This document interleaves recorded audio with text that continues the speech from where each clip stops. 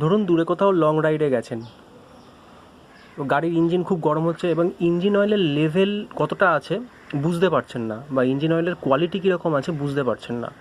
এবার এই ডিপস্টিক খুলতে গেলে কিন্তু প্লাসের দরকার পড়ে। আপনার ধারে কাছে কোনো প্লাস নেই, কিচ্ছু নেই, দোকানপাট কিছু নেই, তো কীভাবে এই ডিপস্টিক খুলে দেখবেন যে ইঞ্জিন অয়েলের লেভেল কতটা আছে? খুবই সোজা নিয়ম। আমাদের যে বাইকের সাথে একটা টুল বক্স থাকে, সেই টুল বক্সের মধ্যে কিন্তু এই রেঞ্জটা থাকে। এই ধরনের রেঞ্জ কিন্তু প্রায় প্রত্যেক বাইকের সাথেই থাকে। এইটা দিয়েও কিন্তু খোলা যায়। কীভাবে খোলা যায়? খুবই সিম্পল। এখানে ইনসার্ট করলাম, ইনসার্ট করে জাস্ট এটা বাঁকা করব, এদিকে উল্টো দিকে রাউন্ড করব, এই যে খুব ইজিলি কিন্তু ঘুরে খুলে যাচ্ছে। এইভাবে কিন্তু আমরা ইঞ্জিন অয়েলের লেভেল কতটা আছে এভাবে চেক করতে পারি, শুধুমাত্র এই সামান্য টুলটার মাধ্যমে।